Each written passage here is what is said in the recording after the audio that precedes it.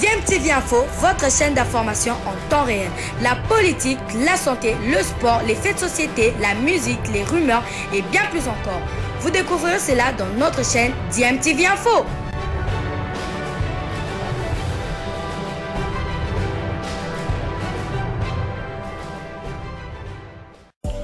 Vous êtes sur DMTV, bonjour ou bonsoir, tout dépend de l'heure à laquelle vous nous suivez. Tout plaisir est pour nous de vous retrouver, mais surtout de savoir que vous êtes nombreux en train de suivre votre chaîne YouTube DMTV. DMTV qui vous propose l'actualité, vous propose également des analyses et des réflexions sur des sujets d'actualité, sur des faits sociaux, tout simplement sur des réalités que nous observons ici chez nous en République démocratique du Congo. On va commencer avec du football et la Coupe d'Afrique des Nations U20. La République démocratique du Congo fait son entrée dans la compétition. Ce soir, ça sera face au Ghana sous le coup de 19h juste, heure de Kinshasa. Les Léopards qui ont passé quelques jours de stage en Tunisie arrivent en Égypte avec beaucoup de confiance, qui ont battu notamment la Tunisie lors de la rencontre amicale jouée à Tunis sur le score de 2-0. La RDC qui revient dans la compétition 13 ans après sa dernière participation, on va même parler de 12 ans d'ailleurs, depuis sa dernière participation, veut aller chercher une première victoire face au Ghana, mais le coach de la RDC, Guy Boukassa, qui était en conférence de presse avant-match hier, respecte cette équipe du Ghana qui est habituée à cette compétition, qui est allée même jusqu'à remporter la Coupe du Monde il y a plusieurs années de cela. On va écouter Guy Boukassa. On s'est préparé pour ce match. C'est un match important, bien qu'il n'est pas encore décisif par rapport à la suite de la compétition. On va l'aborder avec tout le sérieux possible, avec beaucoup d'humilité, dans l'espoir justement de faire un bon résultat et d'honorer la République. Je disais, le Ghana est un habitué de ce niveau de compétition en jeunes. C'est une équipe très régulière et qui a même été championne du monde dans la catégorie. Donc nous, on ne fait que revenir à ce niveau de compétition. Nous leur devons le respect qu'ils méritent. Mais après, nous sommes là pour se faire respecter et faire le maximum de bonnes performances possibles. Donc on donnera tout de nous pour faire un bon résultat. Pour moi, toutes les équipes se valent. C'est vrai, sur papier, c'est des équipes de très haut niveau, mais ça reste sur papier. Maintenant, on attend ce qui va se passer sur le terrain. Nous, ce qui nous concerne, c'est nos qualités et nos forces. On doit se battre pour s'améliorer chaque jour. C'est donc pas le moment pour nous de parler des adversaires. On en parlera après les matchs. Comme le coach l'a dit, le Ghana, c'est une équipe qui est habituée à ce genre de compétition. Nous, on revient, mais on s'est préparé pour ça. C'est un match pas décisif, mais particulièrement important. C'est l'entame de la compétition. Donc, on a à cœur de venir et de nous faire respecter dès le premier match et notre retour à la CAN U20. Moi et tous mes coéquipiers, on aborde ce match avec beaucoup, pas d'impatience, mais on a hâte de rentrer dans la compétition. C'est préparé depuis un moment, ça fait un moment qu'on en parle, de stage en stage. Donc on est tous excités à l'idée de ce match. Aucun stress parce qu'on connaît nos qualités, on a travaillé. Donc aucun stress et beaucoup d'excitation à l'idée de commencer cette compétition. Voilà, c'était là le sélectionneur de l'équipe nationale U20 de la République démocratique du Congo, Guy Boukassa. Dans l'autre match du groupe à 16h, le Sénégal sera face à la République centrafricaine. Et la RDC, après avoir joué contre le Ghana, va affronter la République centrafricaine. Ça sera le 5 mai prochain et terminera la phase de groupe face au Sénégal. Ça sera le 8 mai, toujours en Égypte, où donc se joue cette compétition. On quitte les U20 de la RDC pour parler de Léopard Senior, messieurs, toujours avec ces deux matchs amicaux prévus au mois de juin prochain. Vous le savez, il n'y aura pas des éliminatoires des compétitions lors de cette trêve internationale du mois de juin. La République démocratique du Congo donc va profiter de cette trêve internationale pour livrer deux rencontres. Ça sera en France, face au Mali et face à Madagascar. Face au Mali, ça sera le 5 juin à 20h au stade de la Source. Et face à Madagascar, ça Ça sera le 8 juin à 16h, heure de Kinshasa. Vous le savez, la République démocratique du Congo va donc reprendre du service qu'au mois de septembre prochain, avec 2 rencontres comptant pour les éliminatoires de la Coupe du Monde 2026 face au Sénégal ainsi que face au Soudan du Sud. La RDC va d'abord affronter le Soudan du Sud avant de recevoir le Sénégal. Ici, ça sera donc 2 matchs importants pour le compte de 7e et 8e journée de ces éliminatoires de la Coupe du Monde 2026. La République démocratique du Congo qui occupe la première place de son groupe avec 13 points après 6 journées disputées.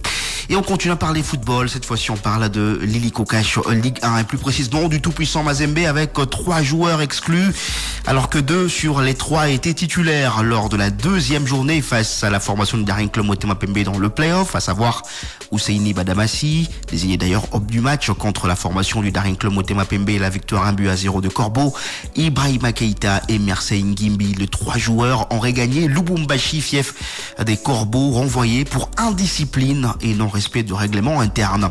Mamadou Lamine Ndiaye, qui est coach de la formation du tout-puissant Mazembe, avait évoqué cette situation à l'issue de la défaite de Mazembe contre la formation de Zègle du Congo. Le patron du staff technique du tout-puissant Mazembe n'a pas manqué de rappeler qu'aucun joueur n'était au-dessus de l'institution Mazembe. On va l'écouter. Il y a certains, par indiscipline, ils sont rentrés à Lubumbashi, tout simplement. Ou ils vont rentrer à Lubumbashi, par indiscipline. C'est pas indiscipline. Non, vous les verrez, vous les avez pas vus sur le terrain. Donc, j'ai pas besoin de les citer. Mais, vous savez, il y a des règles. On définit des règles et celui qui sort des règles, c'est comme l'arbitre. Il est là pour sanctionner les fautes. Voilà, c'est ce qu'on a fait. Parce que personne ne peut être plus grand que Mazembe. Personne ne peut être plus grand que Mazembe. Il y a eu des grands joueurs qui acceptaient les règles, c'est pas eux qui ont commencé à nous faire tergiverser.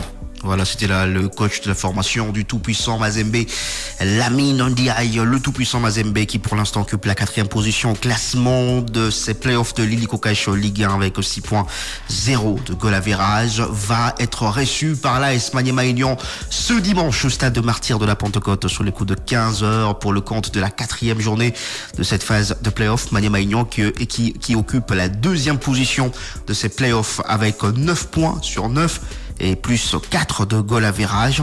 Et vous le savez, cette rencontre, vous allez la suivre en direct et en intégralité sur les antennes de Top Congo FM. Donc, ce dimanche, un très grand choc à ne pas manquer à partir de 15h juste, heure de Kinshasa. Et le championnat, justement, doit se poursuivre ce samedi avec le match entre la formation des Aigles du Congo et Ange Vert au stade de Martyrs de la Pentecôte. Les Aigles du Congo qui occupent la première position de ce classement de play-off avec 9 points plus 6 de goal average et qui vont donc affronter la formation de Ange Vert qui n'a pas encore enregistré de victoire dans ce championnat. C'est 0 points pour la formation des Ange Verts. Et le match qui devait opposer, avant le match entre Mazembe et Maniema Union dimanche, il y avait un match qui devait opposer Rangers à la formation de l'ASV Club. C'est donc confirmé.